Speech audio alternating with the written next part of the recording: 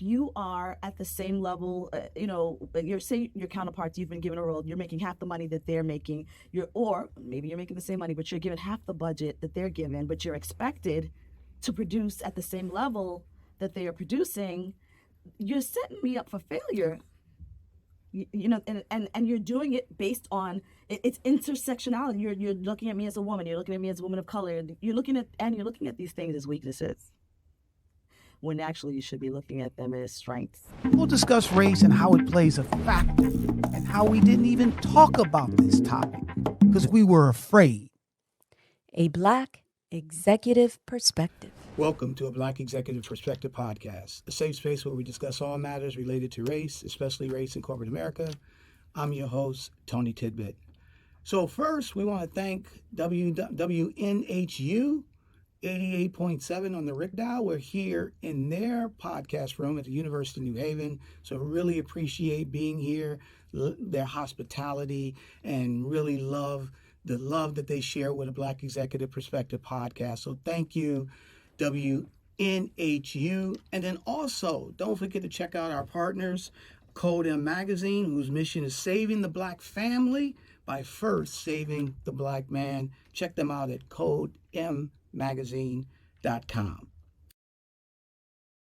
So, the significant yet often overlooked challenges faced by Black women ascending to leadership roles can undermine their authority and effectiveness. Despite breaking through glass ceilings, these leaders encounter unique hurdles. Today's guest, Sonja Hayes McNaughton, founder and CEO of Discovering Eden, will delve into these issues and explore potential solutions to overcome them. Sonja Hayes McNaughton, welcome to a Black Executive Perspective Thank podcast. you so much for having me, Tony. Happy to be here. I'm so glad you're here. And, as you guys know, we're in, again, the University of New Haven podcast studio. Sonja came all the way down here from New Jersey. Look at her. She's all dialed up. She's ready to be able to come and talk about a very important topic that's not spoken a lot about. So I can't wait to hear her expertise. And we're going to dive into, the challenges Black women leaders face and how to overcome them. But first, we want to learn a little bit more about Sonja. So Sonja, tell us a little bit about your background. Sure. I'll start, I guess, with I'm from New York. I am in New York at heart. I live in New Jersey now, like you said. I am a first-generation Belizean American. My family is from Belize. And I'm the youngest of four. And I'm now the mother of three. Wow.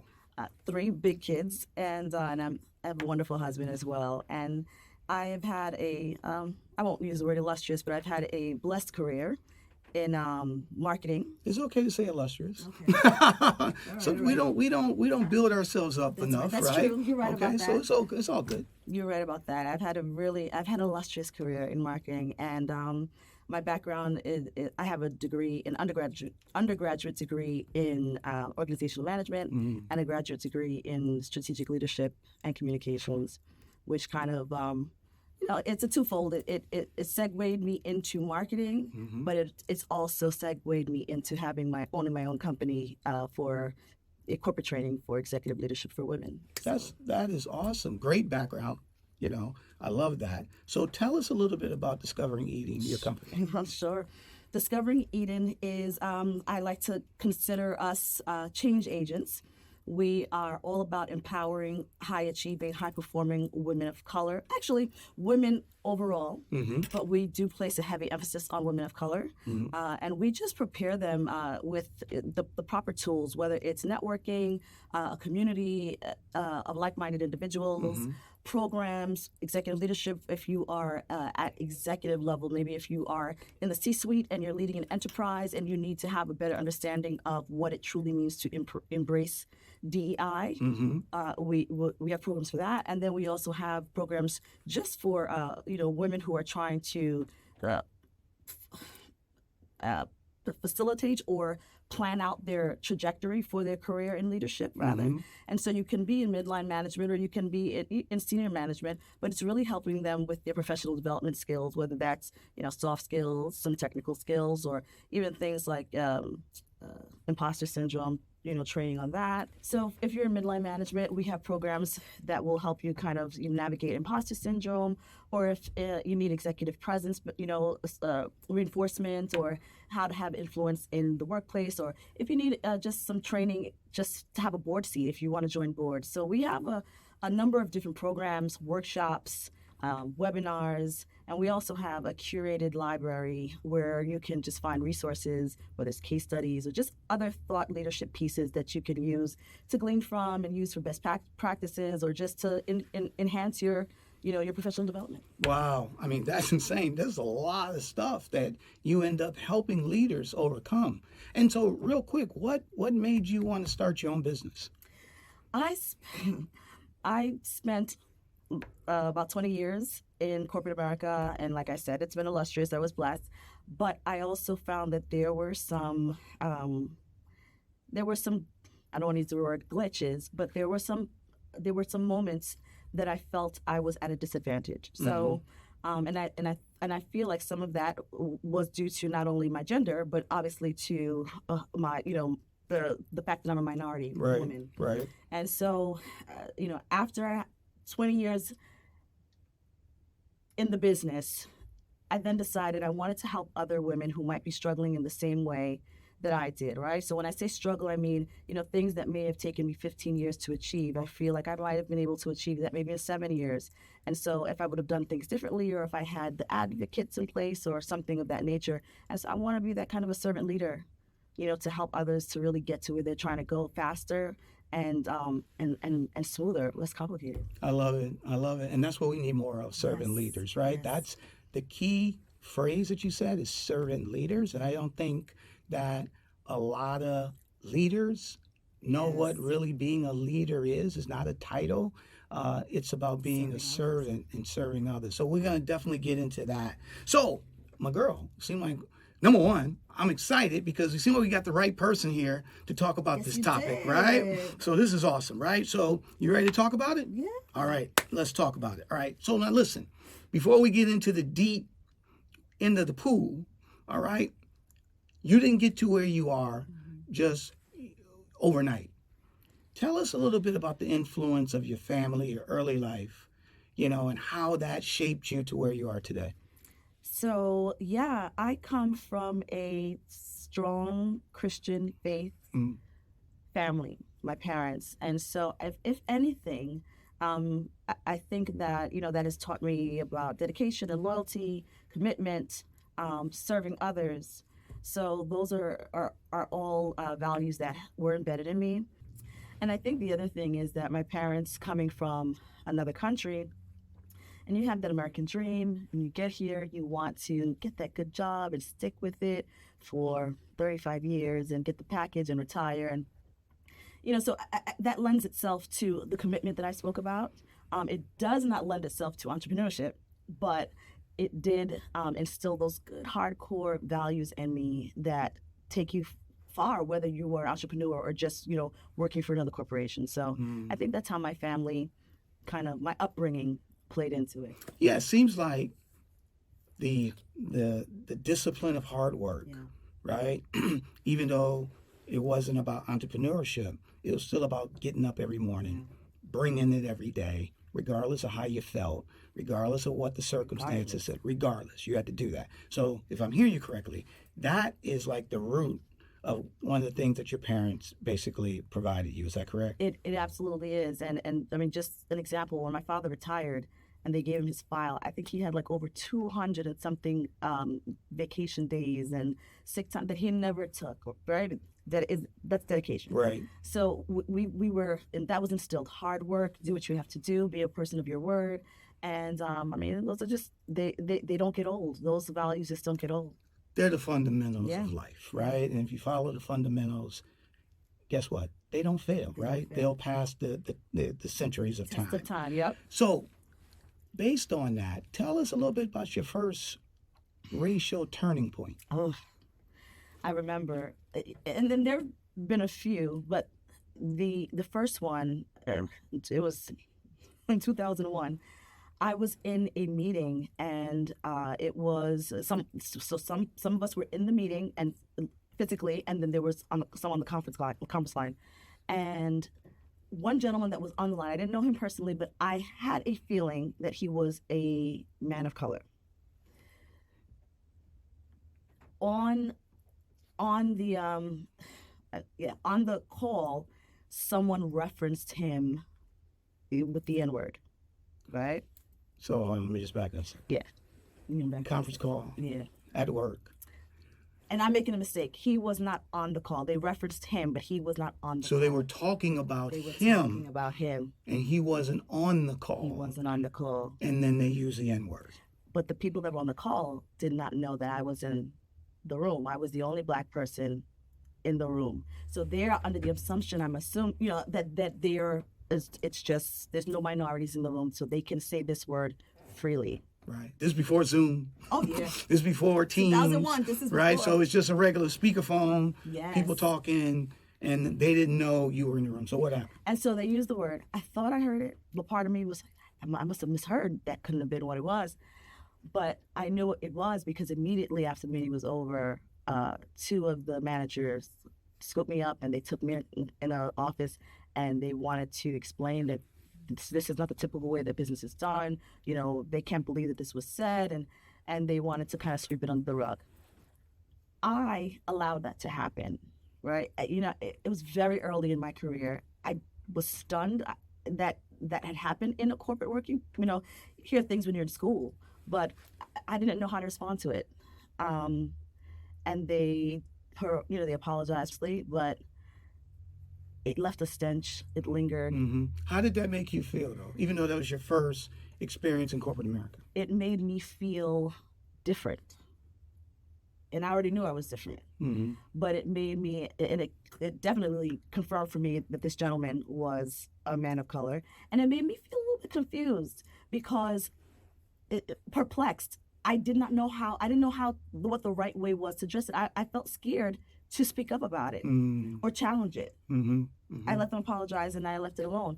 In hindsight, I could have gone to human resources. I could have taken it to a higher level. I could have amplified my voice more to, bring some awareness to, because that shouldn't be happening. But I didn't do that. But it's, what was the lesson in it? I learned in that. That's one of the learning lessons, that you have to use your voice, or else your silence can perpetuate this type of behavior. Right. Did you, in that situation, at that company, did you, because obviously this ain't the first time they did that. No. Right. So did you see any more of that while you were there? I personally, if maybe covertly, not the way that had happened. I think they were very careful with me after that. Mm-hmm. Very, very politically correct. Mm-hmm. Very correct. So I did not experience that afterwards. But you see microaggressions in other ways. But I honestly, I feel like that company does stand by. The company did stand by, being. They're renowned, they're global, they're a good organization. I don't think that that's how they were operating maybe at that level, but it got murky. Yeah. So you mind if I push back on that a little bit? And I know what you mean saying that they're a globally known organization. That'll make them a great organization. If they can use racial epithets regarding their employees, and nobody's held accountable. Okay? Accountable. They ushered you to the side and tried to get you to sweep it under the rug. Right? Mm-hmm. Did that person get fired? No. Did that person, you see my point here? Yes. So that, to me, they're not reputable. Right. Yeah. Okay? You're doing what most companies do in these situations. And, at the end of the day, that's why we have this podcast to talk about these things and make people aware. Because a lot of times people they don't recognize these things go on. And then when they hear, African-American or people of color speak up, they're like, they whining. Mm-hmm. They're complaining. Mm-hmm. They're this and that. Because if we all were speaking up, and this is one of the learning lessons that you said, right? That you learned. I should have said something. I should have went to HR. I should have did this. I should have did that. If everybody was doing that consistently, then they'll be on notice, and you wouldn't see a lot of these things, and there'd be training and all different type of things. And I need to own where my responsibility lied with that, right? I think because it was very early in my career, I was very, very young. You are so happy to have the opportunity. You almost yourself feel like you may not belong there, because this is the way of the world, right? This is how people think, or the oppression that has kind of grown up with us, or it's been forced upon us, I would say. So that's, I want to give myself the grace, that little bit of grace, and say, I think it was my youth, my inexperience. Yeah. So there's no, you don't. This is not about you. All right, this is not about holding you accountable, right? One thing I want to jump on before we go to somewhere else is that when you took that job, were you thinking about race when you walked in the door? Not at all. Not at all, right? You didn't come in with a chip on your shoulder saying, I hope they, don't beat me up, or I hope they, accept me. And you came in to do a job. Yep. Right? So the race was the furthest thing from your mind. Yep. Right? Then all of a sudden, the world reminded you about race. Is that correct? In an ugly way, too. When you use the N-word, that's an ugly way to be reminded. Yeah. Exactly, right? So speaking of that, let's jettison a little bit, right? Because, Black women leaders, okay? And, at the end of the day, I don't think everybody understands what intersectionality means, okay? To be fair, I didn't know what it meant until like a year or two ago, right? And then once you hear it, it makes sense, right? And so can you speak to a little bit about intersectionality, and then talk a little bit about how that affects the female Black leader in corporate America? So intersectionality has existed forever, but the term probably was not coined until more recently. Right. And it really just means that there are more layers to the identity of the person. So for me, I am a woman, and I am a woman of color. So that's just two things, right? We could layer in other things like denomination, or you're a mother. Yeah, exactly. All those things. Keep going. All the things that describe is not single axis. Everything that describe that identifies who you are. So the way that I think it can be a disadvantage for you in the workplace is we tend to get marginalized, or they want us to kind of conform into stereotypes, narrow stereotypes, right? Stereotypes that they have created for us, right? I hate this stereotype, but it's always out there. If you speak up, you're an angry Black woman. Black man too. Well, I guess. But so. but right, no. But no. You're 100% right. But does that happen? Now, I've been in tons of conference rooms and meetings where there are tons of women, or white women, or men. Go ahead. Keep talking. Don't stop now. Right. Speak it up. Speak up. Person. They're running. They're running the conference room. They're the leader, right? And to be fair, in my opinion, they did nothing wrong. Okay, they didn't. They didn't, right? Some of them are admired or revered, or correct. They're strong, and they assert their authority the right way. And correct. But then when a Black woman does it, what? We are angry. Okay, we are angry, and I'm not saying that we aren't sometimes. Maybe we are, but that doesn't define who we are, or we don't get to be called every time we challenge you. Doesn't make us an angry Black woman. Yeah, and I would say this too. I don't. So, and I hear your point where you say maybe we are, but I don't. That's not. It's not that. Okay. At the end of the day, it's a stereotype to diminish people of color, right? Women, to knock their leadership abilities.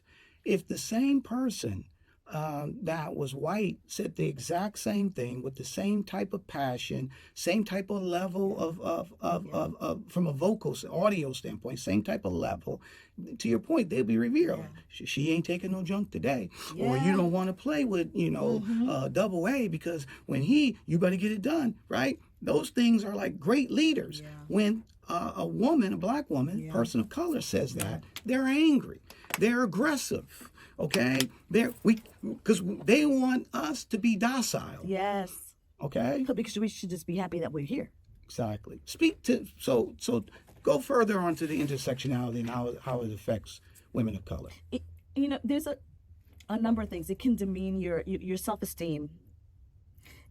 If you are at the same level, your counterparts, you've been given a role, you're making half the money that they're making, or maybe you're making the same money, but you're given half the budget that they're given, but you're expected to produce at the same level that they are producing, you're setting me up for failure.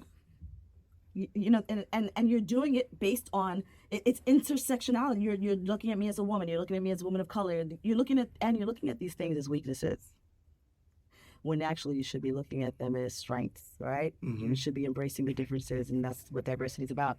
So I think those are just a few things. There's several things, but those are just a few things that really kind of ruffles my feathers, because I've been in that position before. I've been in a position where, you want me to produce how many commercials, and my budget is, $500,000. Mm-hmm. How am I supposed to do that? And then I'm supposed to, these are the KPIs. We have to measure, make sure that everything's doing well. There's no, you're almost like playing with my career, playing with my job. And I know that there is more to this than just the fact that there's not enough budget, because why does my counterpart have $2 million in their budget or $3 million in their budget? And then there is no, I'll use the word grace again. There is no grace based on the disparity of the budgets. There's no grace at all. You just, you didn't perform as well. So because I want to make sure we're clear. Yeah. So back up a little bit. So when you ran into that situation where your budget is less than your counterpart, mm-hmm. and I would imagine you push back and say, hey, blah, blah, blah, blah, blah. What was the reason? Did they give you any type of reason, anything like that? I'll be very, in that situation, I have been told before, make it happen. There's no, this is all there is to give, make it happen. Or we had to take from your budget to, there's another initiative that's coming up that we have to allocate for. Right. But you still need to make it happen. So they still want you to perform at a high level. They still want you to perform at a high level. And then when you said grace, they don't give you any grace. Specifically, what do you mean? When I say grace, meaning if you're giving me less of a budget, then I feel like the expectation should be KPI should be lower based on the budget, right? Based on the budget. So if you're not doing that, that is setting me up for failure. You want me to take money in my own pocket? Like, that's not going to happen. So there's no other way around it. How am I supposed to accomplish these things that you're asking me to accomplish if you're not giving me the resources and the tools that I need to do it? So when you, being a leader, being in that situation, do you leave work at work, or do you carry that at home as well? I try my best not to carry work at home. I don't like to talk about work. I mean, Discovering It is different. When I was in corporate America. No, that's your baby. That's my baby. I tried not to do that, but I mean, to be quite honest, when situations like that, it flows. It becomes more than just, this is just a work issue. This becomes almost personal. So that's the next step. Go, keep going. Right. So when it becomes personal, then I am carrying it home, because I'm feeling undervalued. I'm feeling I won't say insignificant, but I'm feeling unworthy of the fight, right? So my boss should be able to fight for more money for me if he wants to do that, right? Or he doesn't want to ruffle feathers. So those are the things that kind of seep into a woman of color, that she takes home at night, that she's sleeping, and these are the ruminating thoughts that are coming back. How am I going to accomplish this? How am I going to do this? How am I going to make this happen? You don't want to fail. that's not what you want to do, even though you know that you've been given a card that is hard to, a deck of a hand that's hard to win, but you're still trying. And that's been our identity Yeah. since we've come here to the United States. But we're good at it. We've become good at it. We become good at it, right? It's overcoming with nothing. Yes. Right? And turning water into wine and stuff to that I nature, love right? that. But at the end of the day, that doesn't matter, okay? At the end of the day, so think about it for a second. I want to hear your thoughts on this.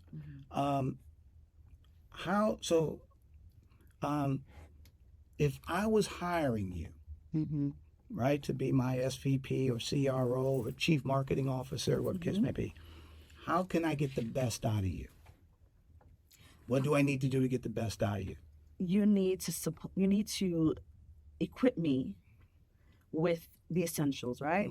When I say essentials, I mean I'm taking into consideration that we may not always be able to get everything that we want, right? There may not be enough budget for that. But then there's the essentials, right? So we need manpower. I need a team. I need you. Are you going to give me a headcount? That's one. Are you going to give me a suitable budget for what we are forecasting? Are you going to give me autonomy, right? Because then there's this illusion of power, right? We think we have power. We've been given this title, but it's a mirage. Right. So in other words, and you tell me, because I think I know what you're saying. Number one, you need to support me. Yes. You need to have my back, right? You need to empower me. Let me make the decisions. Let me do what I feel best, right? What I think is best. You unleash me, and you have my back, and you support me, right? I have one more. Go ahead. And you need to nurture me, right? So my career doesn't stop here. You need to nurture. You need to foster an environment that's all about continued learning.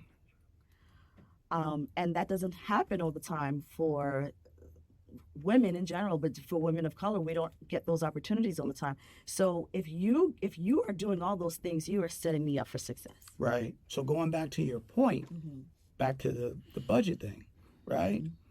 When you didn't feel that you were being supported, that they didn't have your back, that they wasn't empowering you, that they wasn't nurturing you, was that company getting the best individual that they could have gotten? You still gonna bring it anyway. Right. No, they weren't. Right? Right. Right? Right. You still gonna bring it anyway. Yeah. Right? We're But you're trying. bringing it with a lot of baggage here, because you're thinking as you coming in, like I said earlier, we turn water into wine. Yeah. All right, but at the end of the day, if you want to unleash me and where I can be an asset, a major asset for the organization, right?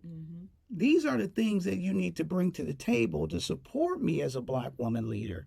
And by doing that, guess what? Your organization, your department, whatever the case may be, I'm gonna take it to a whole nother level. Is that correct? Did I make that up? No, that is absolutely correct. And what are the repercussions of not equipping your they're going to bring it and do their best, but get burnt out. And then where does that, then you're talking about morale and productivity goes down. All these things start to happen after, or they leave. You get burnt out, you leave. But when you give them what they need, you've got a devoted employee there that is going to work their hardest. You're going to get a lot of productivity. You're going to get a leader that is inspiring their team. You will have a leader that is developing leaders, because leaders should develop leaders. And at the end of the day, it is going to benefit your company so much more if you would just factor all of the pieces in that your leader needs to succeed and to be successful. And it's that simple, I think. No, you're 100% right? Let me ask you this. You said earlier about the company that you were working with when your first racial turning point happened. You said you were the only person in the room. You probably wasn't a leader at that point, right?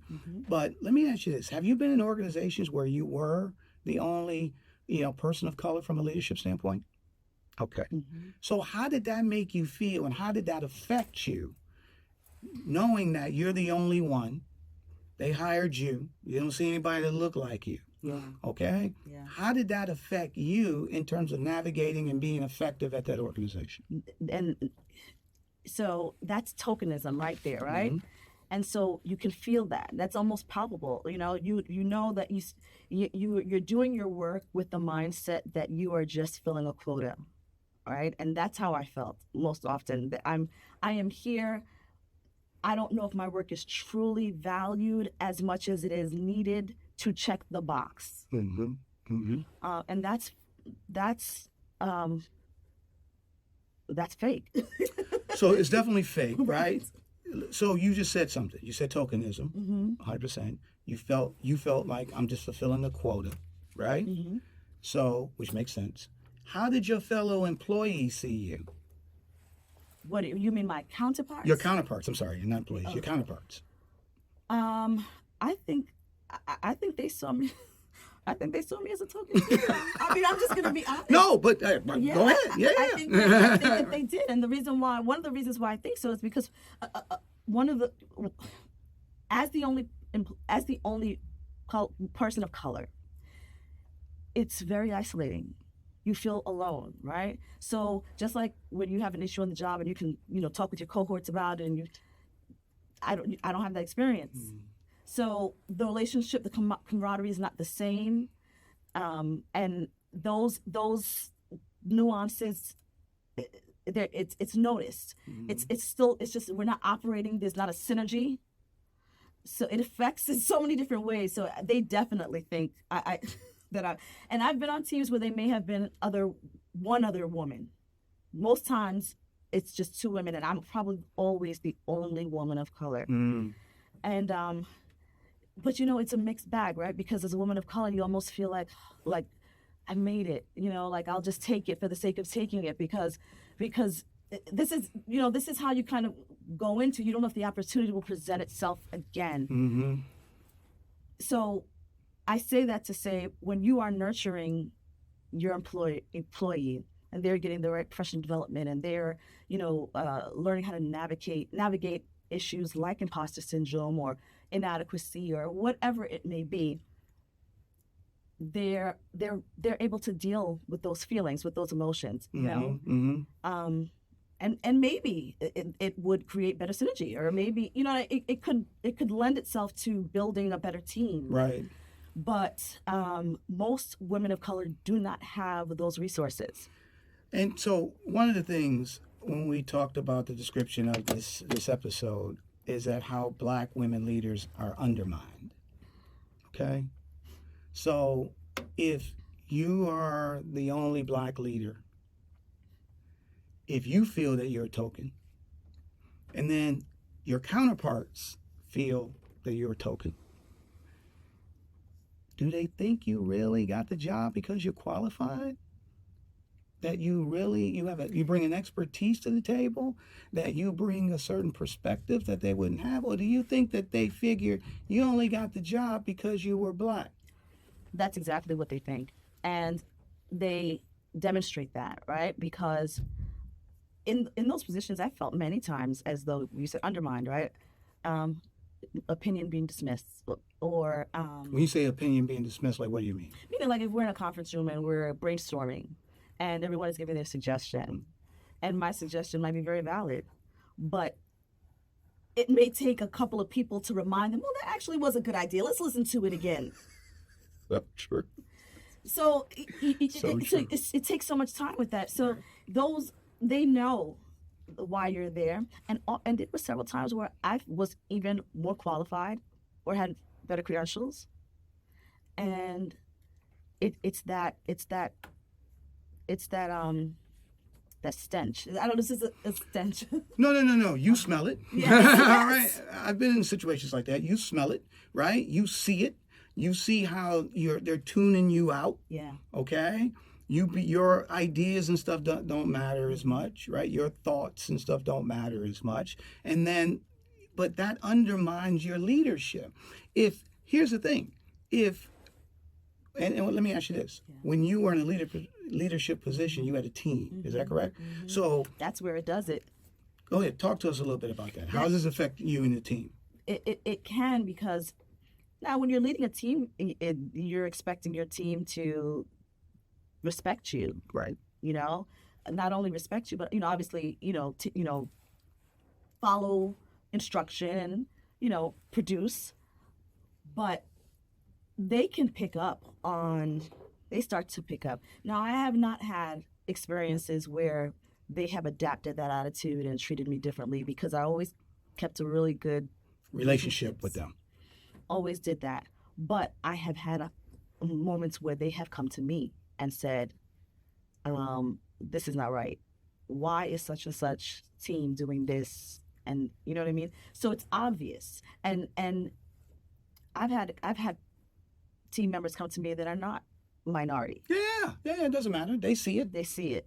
And they call it out. Right, and they call it out, and they see the differences, right? But again, we talk at undermining. Yes. So how is that making you an effective leader, right? When you have all these different type of things that happen, and they don't happen in a vacuum. Everybody sees them, right?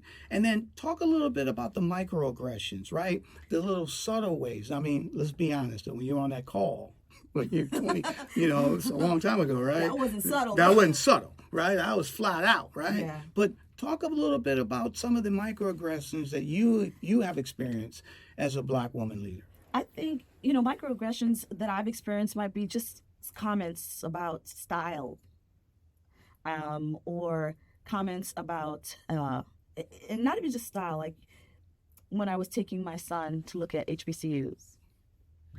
And the first reaction sometimes when you tell certain people HBCU, first they don't know what it is sometimes. You got to break it down.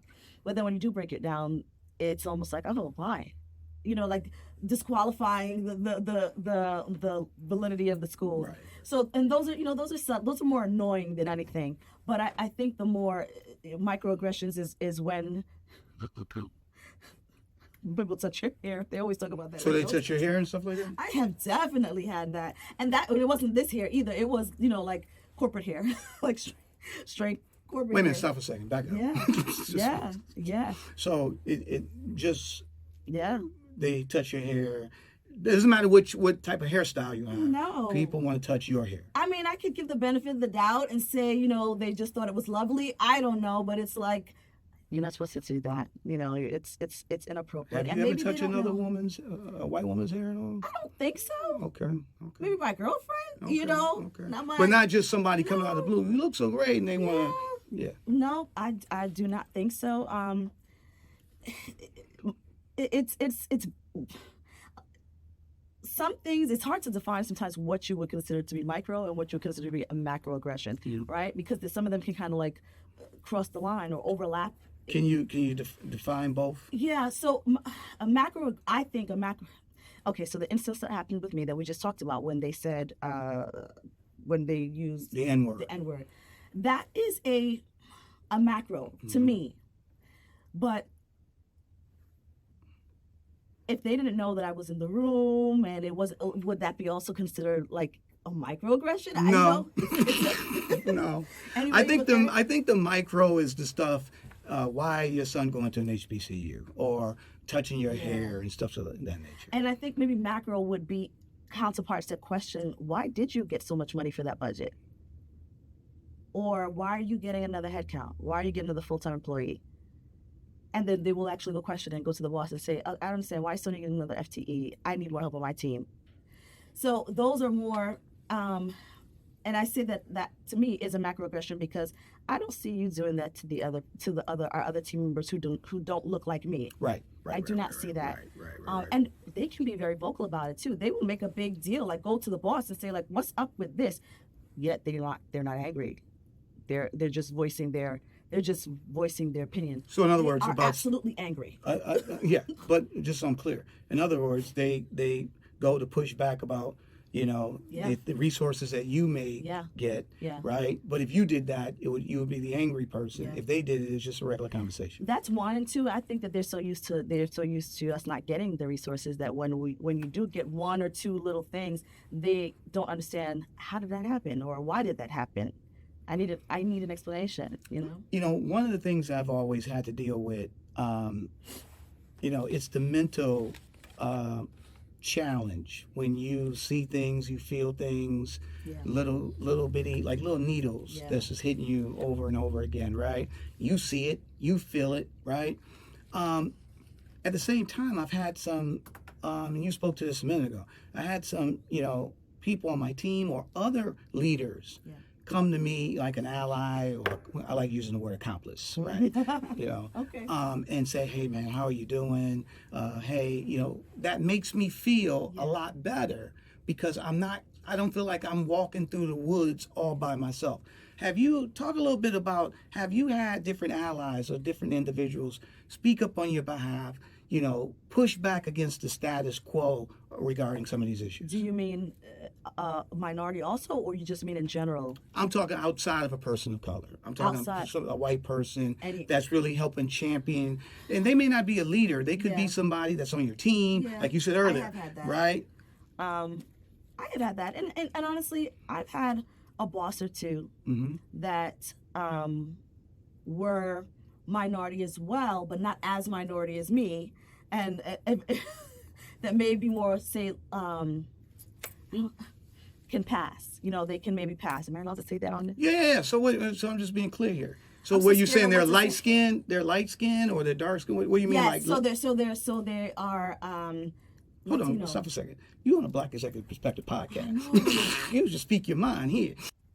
And when I say can pass, he can pass. He can kind of. He can look white. Yeah. And he's Yeah. part of. They feel he's part of their white Yeah. affiliation, right? Right. Group, I should say. He can fit in there. Right. But he also knows who he is as well, so he can kind of resonate with what I'm feeling to a certain degree. Right. So he has fought for me before for budgets to the higher up. He has done that. And in those moments, I have felt like that has been an ally, so to speak.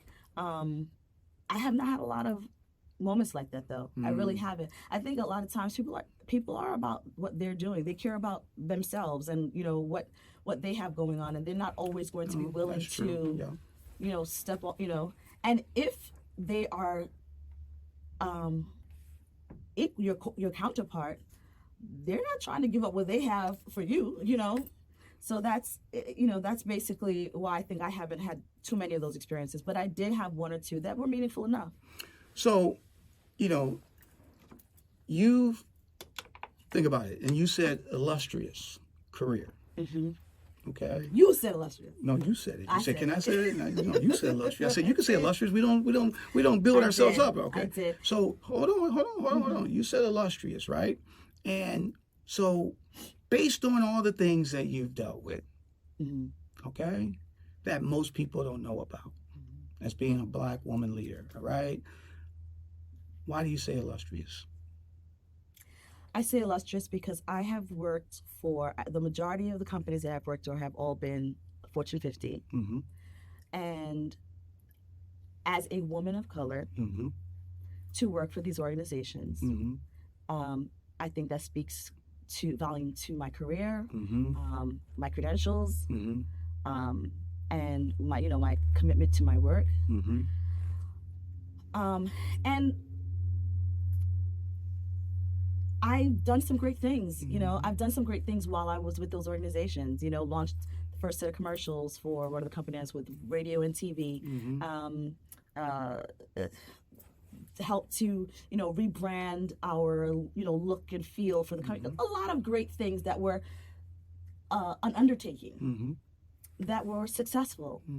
And so I say illustrious for not just for myself and the work that I've done, but also for the institutions that I've been privileged to work for. And that is awesome. And, at the end of the day, think about what you could have done had you been supported, seen as an equal, right? People support you as they would do with any person, right? You've had an illustrious career and still had to deal with all these things. Yes. That's a great point. See my point here? It is. Okay? Yeah. And so what? She made it, so what? People deal with it. Stop! All right, Yeah. stop.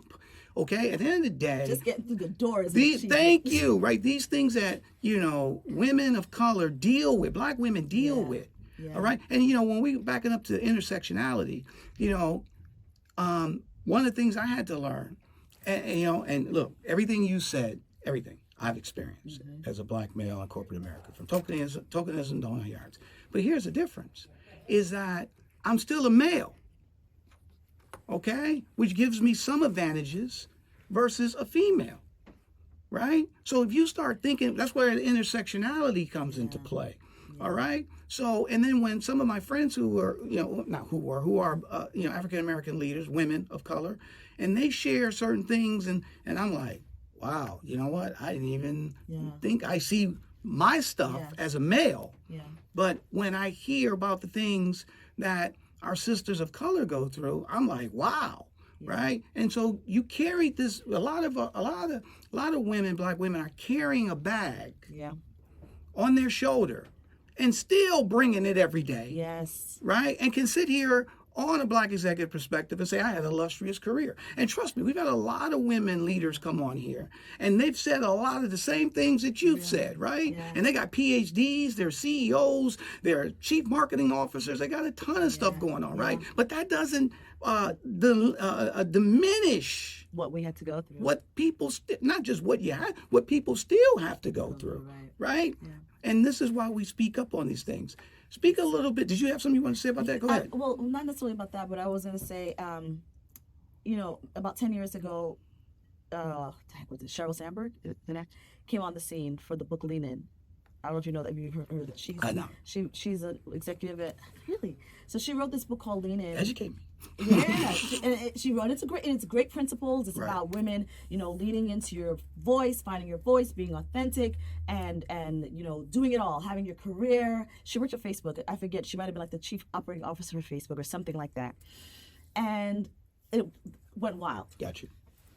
I think she might have done a TED Talk. And it's good principles, but it's not that's not the experience for women of color, right?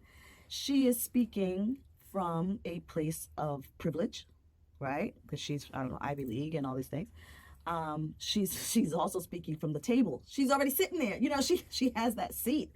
And women of color, we have to come against, we don't have the same education all the time, as some of the opportunities or advantages that some other women have had, right? We have education, but it may not be Ivy League. Does that mean that we cannot be qualified for the position, or we're not as great? We don't always have our voices not always heard because we don't have that seat at the table.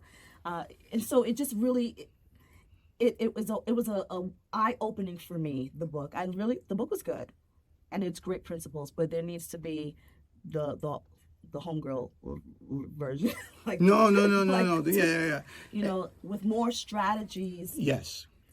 To help a woman of color in those. You can't tell us to find our voice, because a lot of women of color are using their voice, and they're trying to, but then they're labeled angry. Mm-hmm. It doesn't, it's not a cookie cutter thing, So we're still trying to find our way. We're making, strides. We are, but there's still a lot of work to be done. So speaking of work to be done, you're the CEO of Discovering Eden, right? And you spoke about a lot of things that you help, leaders be able to overcome. So give us a little, like if you had a magic wand. Yeah. Okay, Sonja's got a magic wand, and you can change this landscape. Okay, or if there's a woman leader, black woman leader that's listening to this podcast or watching this podcast, and they're saying, yep, I go through that, I've been through that. What recommendations would you make for them to deal with some of these things in a better light? Yeah. And then more importantly, try to overcome that. Now look, this is a big system, but what advice would you give them? So there's the word embrace means to literally embrace, to hold on, to take on to. So to take on, embrace diversity, right? So that means stop hiring one black person to be the head of DEI and calling that your DEI program. Right. Right? Stop asking middle-aged white men that have been in their positions for the last 20 years to be the decision makers on how to cultivate and empower their high achieving black women or women of color. There needs to be more representation in those rooms, on those boards, on those committees. That's what I would say is you need to bring those people in so that they can bring more perspectives, right? We don't know what we don't know. Some people maybe really don't know how to embrace diversity. We can all learn, And so that's the grace, right? You get a little grace. If you don't know, then bring the right people in to help you. Bring in the right programs like Discovering Eden. Set it up so that your women that are on the career path forward have no choice but to go through these programs. That they have to equip themselves with the right soft skills, technical skills, leadership skills, executive presence, all of those things. Get senior leadership, the C-suite, those men into some change management training, right? So that they can start to change the way that they manage and implement some bias training. Right. And that's, to me, I've seen them do it at a high level, but I'm talking grassroots at the lower level, and it needs to be consistent. Yeah. Because just doing one bias training and people don't get it. Right. No, there needs to be some kind of interaction or some kind of, there needs to be KPIs. Like we want to see what are the metrics? Did everyone take it? What did they learn from it? How do we incorporate these things that we're learning? The team should be operating differently now. You should be leading at a different level. There should be clear visibility on the changes or the impact that the programs are making. Because we all take those classes that was it compliance you got to do at the job, like every couple of months, and you got to go through and talk. We do it, but do we really do anything with it? Right. So you need good programs. Well, there's no follow-up, right? It needs to be followed. It's a check the box. And it starts with the top, right? Exactly. The fish rots from the top, somebody told me. It starts from there, and it trickles down. If we can get them straight, then we can start. They set the standard. Exactly. So, final thoughts. What do you want to leave the listeners today? You gave some great advice. You gave great examples. You really elevated a lot of these issues that Black women deal with. Give us some final thoughts. What do you want them to know? Final thoughts. This is a twofold: equipping, empowering, cultivating, high-achieving women. In an organization. It's a twofold exchange. It's not only for the individual. The company will also benefit from Correct. this. So don't shy away from it. This is not something that you're just giving away and you're not going to get back. It's important to put these tools in place for not only for your teams to thrive, but for the company to grow, and just to be progressive, to be a progressive organization. DEI has become this buzzword over the last few years, or buzz term, and it needs to be more than that. So, yes. Help women of color. We're loyal. If you take care of us, we'll take care of you. That's just the bottom line. This is what it is. That's the bottom line. We're strong too. We're very strong. We're strong women. We know how to do a lot with not much. So can you imagine what we'll do if you give us everything that we need? Exactly. So speaking of what you need, tell us how a Black Executive Perspective podcast can help you. How you can help me. You can help me by sharing that my new LMS, which is a learning management system, is about to be launched. We have our own proprietary SaaS product that we've built. It's near completion, and so any new client that joins Discovering Eden, you will have your own portal. You will have direct access. You'll have access to the courses and the programs, and you will also have access to a community of women that are like-minded, that you can vibe off of each other, share best practices, and share experiences, or reach out for solutions. And you can also use our library, specially curated for women executives, that is going to just continue to enlighten you and help you to be better at what you're doing and soar in your career. So that is awesome. So listen, we're definitely going to promote that. We're going to put your website and stuff up on our website. So definitely check out Discover Eden, especially for those who really want to have some type of expert to help them deal with some of their issues, perfect some of the things that they're looking to do to take it to the next level. So you definitely want to reach out to our Sonja. programs are based in research and case studies, and it is they're rigorous and they are created to be impactful. So.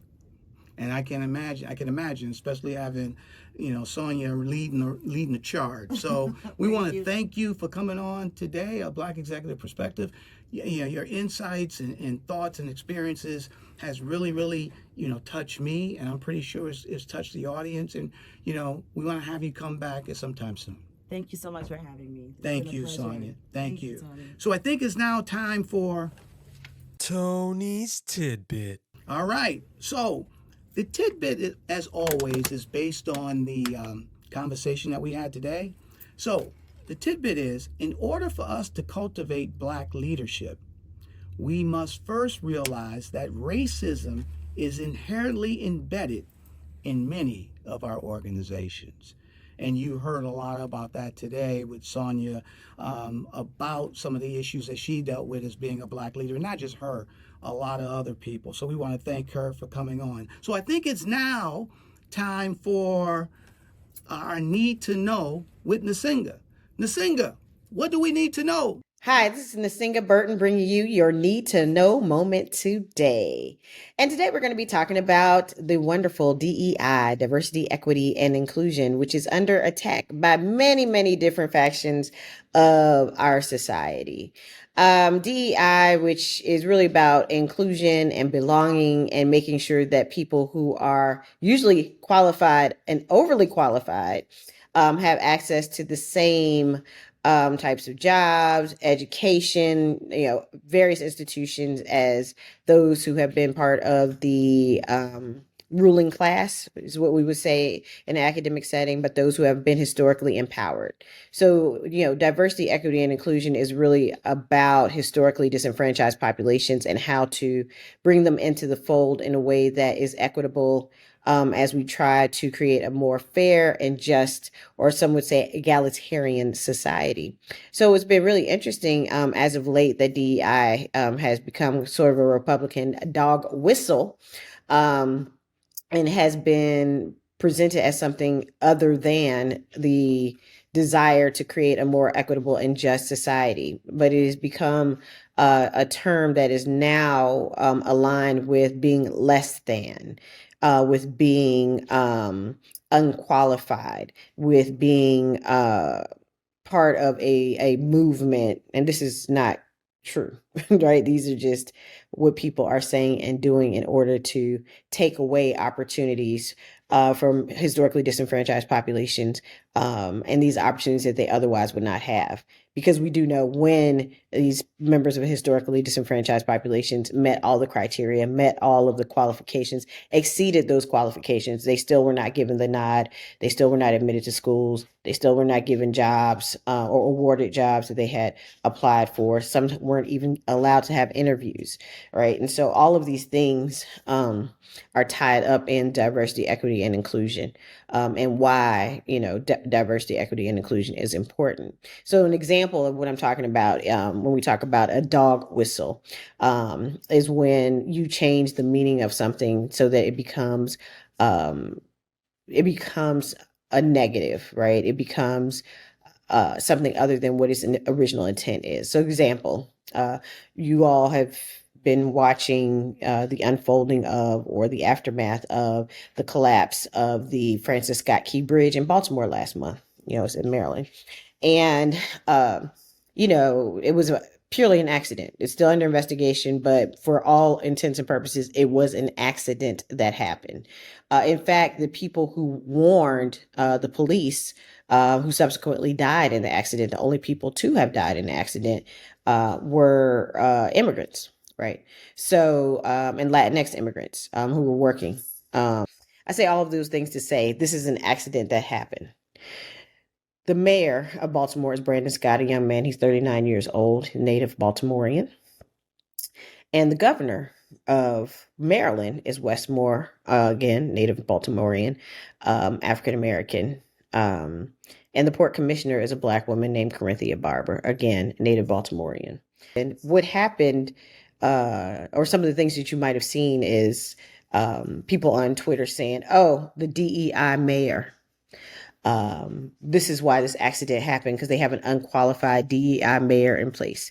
This is why this accident happened, because they have an unqualified DEI port commissioner in place. This is why this accident happened, because we have the DEI governor, unqualified DEI governor in place, right? So it's this idea that anything that is diverse, particularly Black, right? It's rooted in anti-Black racism, but anything that is diverse, anything that is Black has to be less than an unqualified, even when the facts state the opposite. And so you have like Phil Lyman, who's a GOP Republican gubernatorial candidate out of Utah, who's saying, calling them the DEIs, right? Versus calling them by their names. And so what this does is, first of all, it makes people have an incorrect understanding of what DEI is, right? It maligns and mislabels. This is the second part. Maligns and mislabels people and what they're doing. Third, it dehumanizes whole human beings like Wes Moore and Brandon Scott and Corinthia Barber. It dehumanizes them so that you feel okay about calling them less than or underqualified because you value them less, right? All of those things happen when you use these dog whistle tactics, right? You use these tactics to bring out the conservatives, to bring out the people to criticize, who have no real information. And the same thing would have happened had you had Republicans in office at that time, right?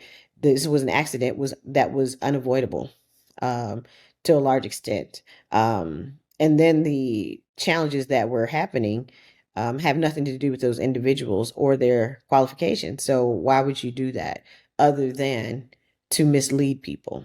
So I'm gonna wrap this up, but I just wanted to be clear that DEI, which is actually a positive thing, it's about diversity, equity, inclusion, and belonging, creating a sense of belonging so that people can be a part of whatever institution, business, church, educational institution, whatever institution, they can be a part of it if they are qualified, if they want to. And then if they do gain admittance, that they are treated fairly and equitably once they are there. That is what diversity, equity, and inclusion is about. It's not about, giving handouts to people. It's not about putting people in places who are unqualified, even though we've seen a lot of that happening, particularly under this previous administration, national administration, which is why the mail system is in a complete disarray and horribly run currently.